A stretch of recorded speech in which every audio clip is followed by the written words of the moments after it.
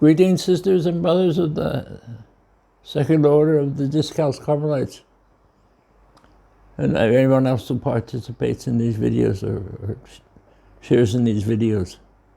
You're very welcome.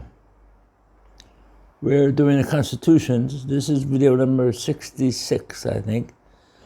This is video number 66, and in this video we will continue to talk about the community, the purpose of community life, and what community means to a member of the secular order. There are thousands of people who follow either Saint Teresa or Saint John of the Cross or Saint Teresa, very, very, very popular among people, her writings. And they live according to the principles of Carmelite spirituality, but they do not belong to the secular order. They come to know God, they come to experience the life of one who follows Jesus through the spirituality of Saint Teresa, through Discalced Carmelite spirituality, but they're not members of the order.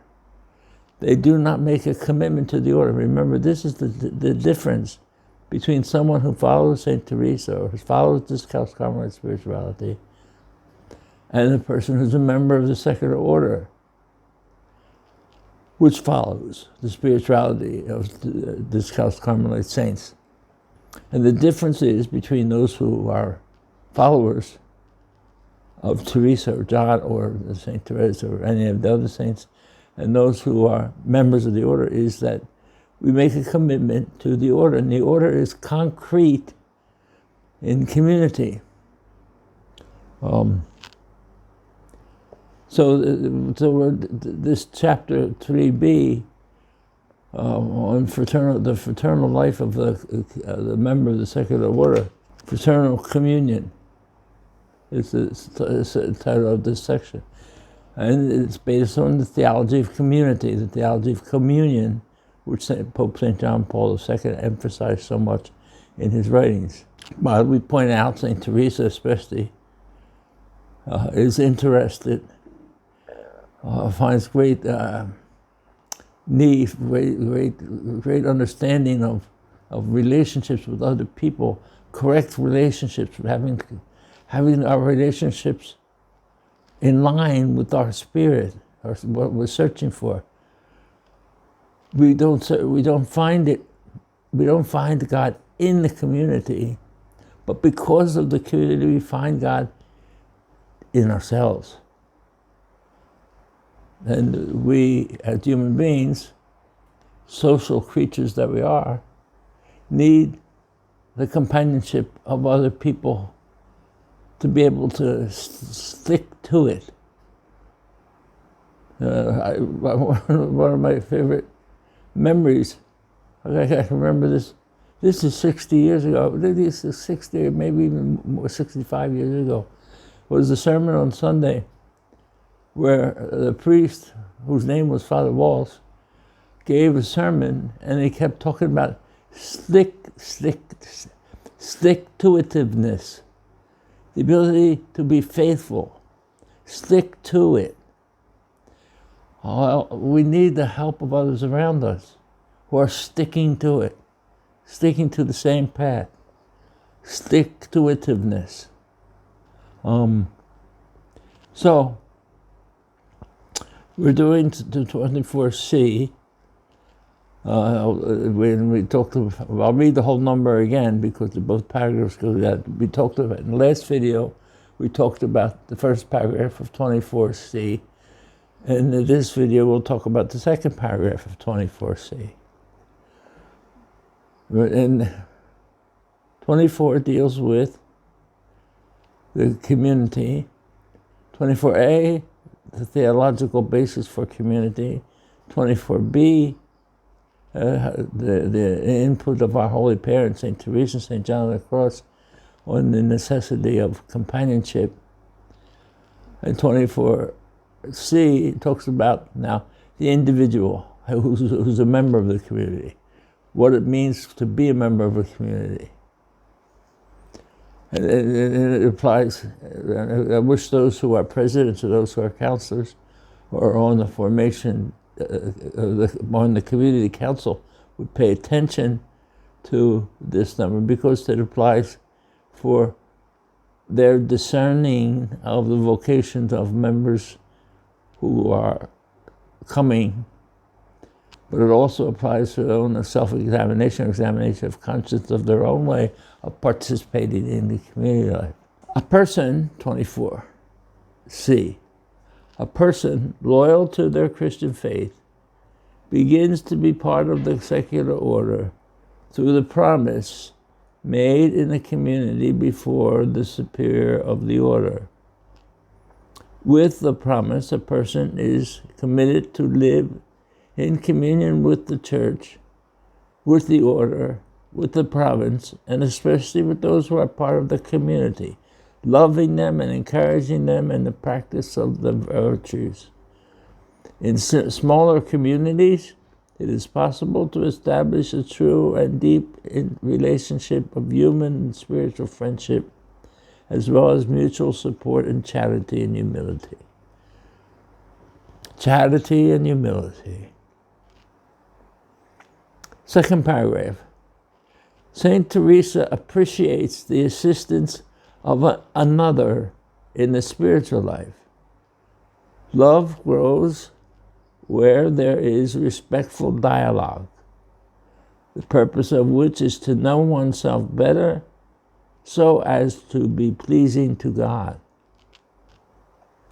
Community meetings take place in a congenial atmosphere of dialogue and sharing. Prayer, formation, and a joyful atmosphere are essential for deepening friendly relationships and ensuring for everyone mutual support in the daily living out of the Teresian Carmelite lay vocation in the family, at work, and in other social situations. This requires regular and active participation in the life and meeting of the community. Absences are only allowed for serious and just reasons, evaluated and agreed to with those in charge. The provincial statutes are to establish a limit on unjustifiable absences, beyond which an individual will be considered inactive and liable for dismissal from the community. Now we have to go through this carefully. Number one, St. Teresa appreciates the assistance of another in the spiritual life. We're not Marines for God. We're not soldiers for God. And we're not individuals seeking to know God. We, you say the word to yourself, we are, it's like the Our Father. It's not my Father. My commitment is to be part of the we who are looking for God, discerning God's ways, trying to be faithful to living the demands of the vocation to be one who frequently wants to be alone with the one whom we know loves us. The stick-to-itiveness of the prayer life, of the demands of the prayer life, the demands, finding when it's difficult, finding a way to be faithful to what we promised ourselves, that we promised the community we would be faithful to these things, the things that go along with prayer. St. Teresa appreciates the assistance of another in the spiritual life. Love grows where there is respectful dialogue, the purpose of which is to know oneself better and to be pleasing to God. As I've said before, you know how patient you are when you're talking to somebody who drives you crazy. You know how patient you are. So that if you examine yourself on the virtues, if you examine yourself on the virtues a virtue of patience, well, you might be a little more humble about yourself if you really truly examine yourself, when you see how easily you can become impatient, intolerant. We find these things out by the interaction in the community. Community meetings take place in a congenial atmosphere of dialogue and sharing. The community, I remember a long time ago, community friars, the community I was in, the community of recreation. Recreation consisted of sitting in silence, listening to the older people talking tales about what it was like 40 years before. Giving just the younger people just sitting, listening to the older people. That wasn't recreation. I'm sorry for saying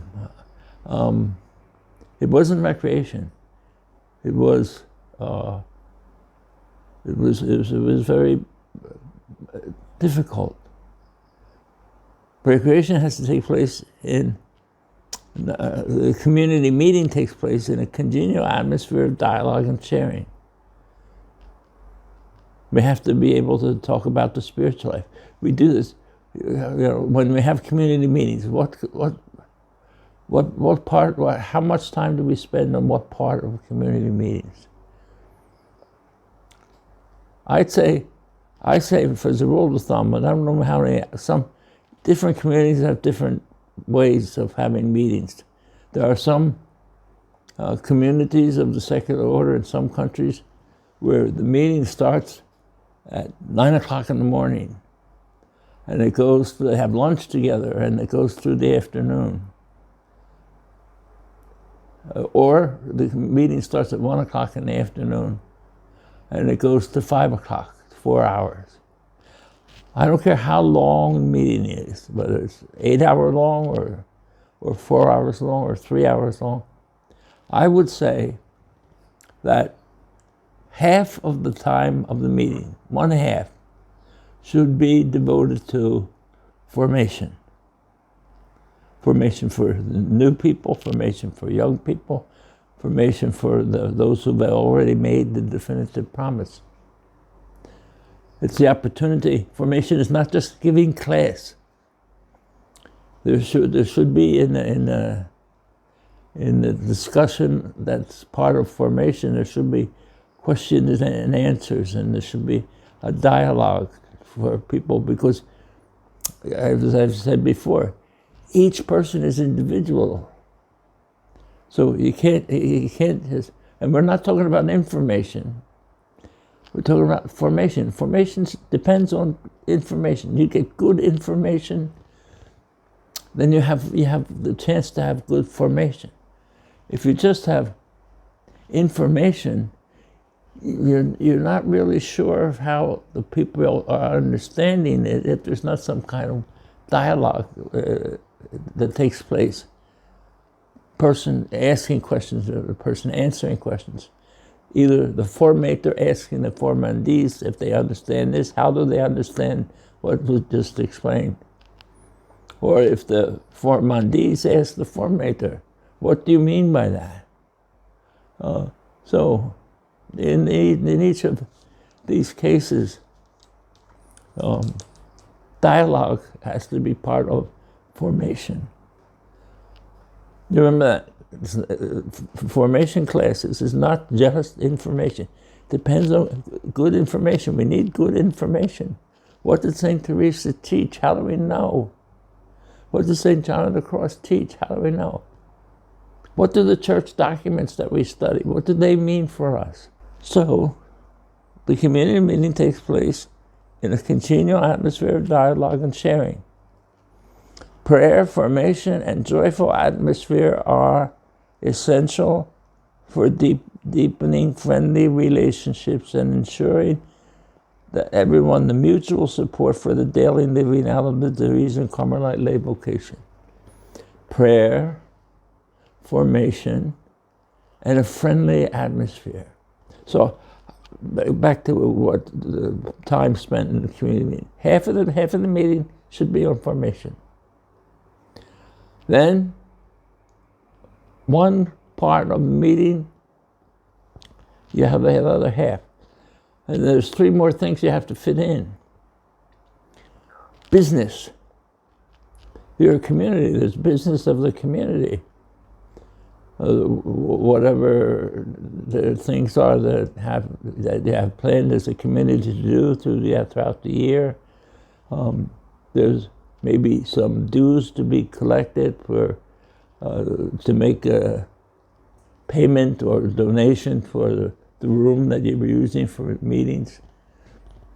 So there's some part of the meeting should be business. Not a big part, there's some part of the meeting. Maybe 15%, 10%, 15%. 10% should be for prayer. Personally, if your meeting takes place on a day other than Sunday, well, it's okay to have Mass as part of your meeting. But if your meeting takes place on Sunday, I do not think it's a good idea for the community to have Mass unless there's ceremonies involved. Because part of this result of having a vocation to the Discalced Carmelite secular order is that you become more members of your own parish. So Sunday Mass, generally, my advice, it's not a rule, it's not a law, this is my advice. My advice is that if you have community meeting on Sunday, Mass not be a part of it. Prayer, a part of it. Whether you say together evening prayer at the end of the meeting, or you say the rosary, or you make 10, 15 minutes of silence, where you sit together in silence and in prayer, personal prayer. Then the third element is fellowship. At the end of the meeting or sometime during the meeting, there's sharing. People can bring different things for people to share, cookies, biscuits, pudding. There's some different things to share. Maybe once or twice a year, we have an actual celebration at Christmas time at Our Lady of Mount Carmel. So in December and in July, you might even have a meal prepared, or everybody brings something for the meal. You actively participate in sharing. Time for chit-chat. Time for recreation together. I know some communities where they have time dedicated to playing games. As part of the meeting. But those 4 elements, formation, prayer, business, and recreation, enjoying each other's company. That goes into the composition of the meeting. Now, maybe one meeting might be dedicated to a retreat, a day of recollection, and then where the prayer lasts the whole day. Or one day can be a day where the majority of the meeting is dedicated to recreation, inviting your family members to come and participate, so that people, your family members, see your interaction with other people. So the meeting is important, and it's important for those 4 elements to be part of the meeting. Formation is the primary one. We all need to know more. We need to know more in order to be able to put into practice what we're trying to learn, what we're trying to find, the search for God. The search for God brings us closer to each other in the community, and also makes us closer to others who are how do I say it? Who are affected by our membership. Your family is affected by your membership in the secular order. Oh, it affects the people, your family, the people you live with. If you have work or a job, it affects your relationships with other people in your workplace. So, formation, prayer, business. The smallest part of the meeting should be in business. And then fellowship. Fellowship is very important. Everything, all of those things are important. So we want to put the meeting together in a way that people feel welcomed, feel the attention that they need to feel in order to really participate, in order to become more and more members of the community, more connected to other members of the community.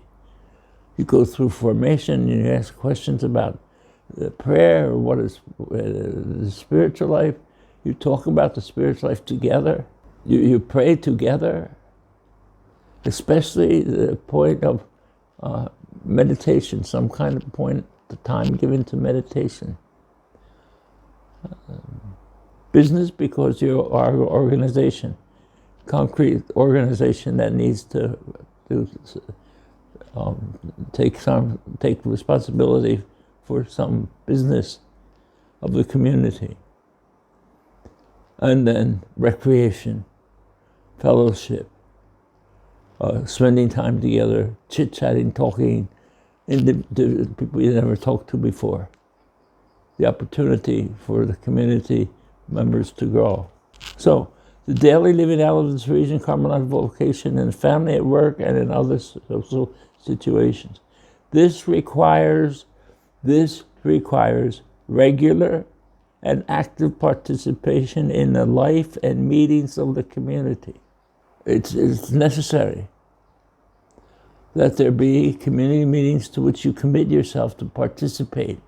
Absences are only allowed for serious and just reasons, evaluated and agreed to with those in charge. If you're part of the community, this just makes common sense to me. If I have a commitment to certain people to be with them at a certain time, there's a fixed time, and we're going to have this meeting, and I've committed myself to these people to have a meeting with them. It seems to me natural that my response, if I have to do something else, I communicate that to those people with whom I have a commitment. So that it's not asking permission as much as communicating, I have something that I have to attend to. One of your children is graduating from the university, or one of your husband is having his birthday, your husband or your wife, your spouse, is having a birthday. And you, for that Sunday or that day, you cannot make the meeting. It's natural to communicate it. Communication. Now, this number 24 goes on to say, the provincial statutes are to establish a limit on unjustifiable absences beyond which an individual will be considered inactive and liable for dismissal from the community. If somebody is missing from a meeting, and the counselors, the council of the community being the president of the community, the 3 elected counselors, and the formation director. If there's been no word from somebody as to why they are missing, And you're a community of people who are committed to each other. But nobody has heard from a person. Maybe it's necessary for one of the counselors to contact that person after the meeting, to see if everything is all right. Maybe there's something really wrong. But to see if to ring the person up on the phone. But if you know that this person who's missing from the meeting this month, last month they missed, the months before that they missed, there might be something very wrong. We don't know what the situation is. We might have to ask about it. We have might have to ask. We have to ask about the situation. Is that member having a difficulty? Is that member sick? Is someone in his or her family sick, and they're the responsible person for taking care of the person who's sick? Find out. There's no automatic dismissal, except as we will see later, as defined by the church law. But if a person is missing from a meeting, it seems to me that it's the responsibility of the council to find out why is the person missing. Why is the person missing meetings? If it's somebody who has not made the promise, first promise, temporary promise, if there's someone, maybe they're not interested anymore, well, then they can stop calling their name. They've decided themselves to leave. But if it's someone who has made the promise, that for even a temporary promise, find out if something's wrong. There could be many things, but without finding out, without the interest shown by the leadership, without the interest shown by the leadership, there's no guidance. The council's not doing its responsibility, not doing its duty. So one of the counselors should find out what's wrong. If the person's lost interest, or the person says, oh, the meetings are so boring, or if the person says, well, I have a conflict because the Rosary Prayer Group I belong to meets on the same day. Or, you see the person at Mass on Sunday and you don't get a chance to talk to them, but you see them in church. And they don't come to a meeting in the afternoon. And this is constant. Well, there's something, maybe the person would have to evaluate the reasons why they should be considered a member of the community. You can't be a member of the community and not participate in the life of the community. I'm sure there was the cartoon, I forget the name of the cartoon, but it was Charlie Brown. But Lucy, I think her name was in the cartoon, talking to Charlie Brown, and Charlie says, I love mankind, it's people I can't stand. You love mankind, but it's people you can't stand. If you don't want to participate with the members of your community because you don't like them, okay, goodbye. Thanks for trying. There's a reason for dismissing people. Now we'll get more into that, because dismissal is very, very, very harsh, and must be very, very, very infrequent.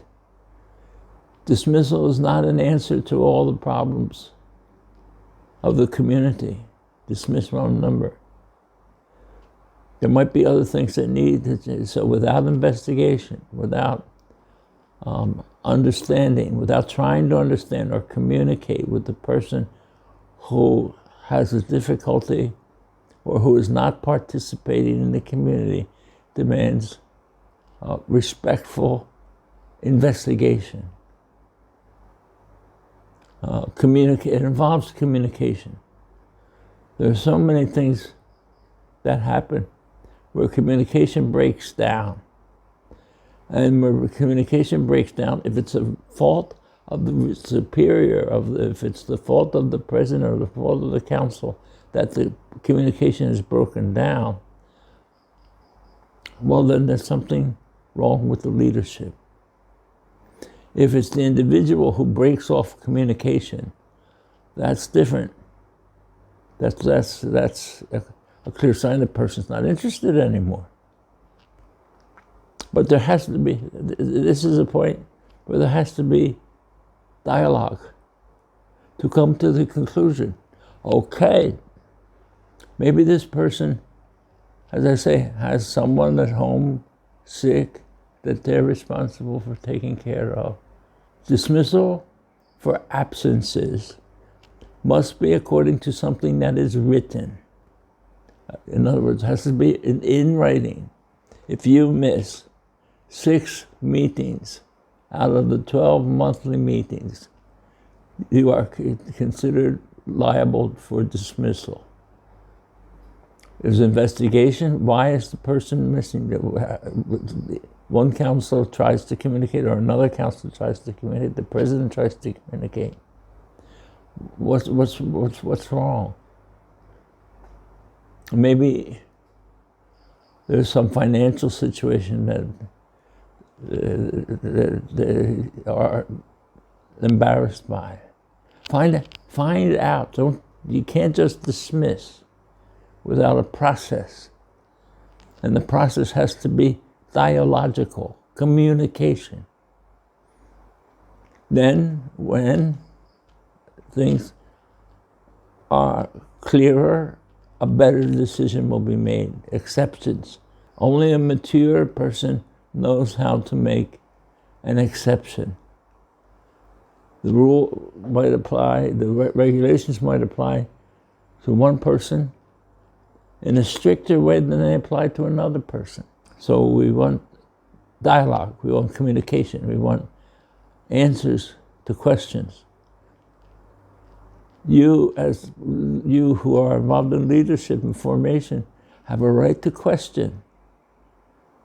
You who are members of the community have a right to ask questions.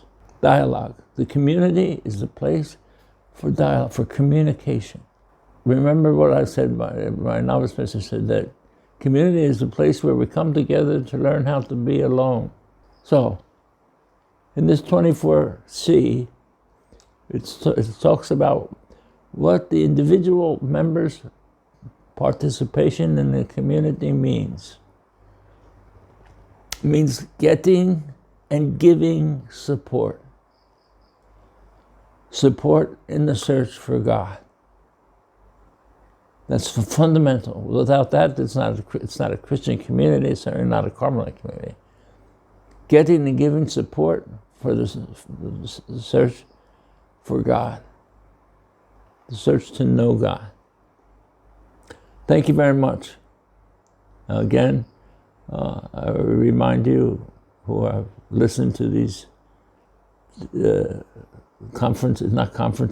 sharings, that it's important to subscribe and to ring the little bell so that you get a reminder or an announcement that a video is coming. This is number 66, and it is again, anytime anybody has a question to ask, please ask the question.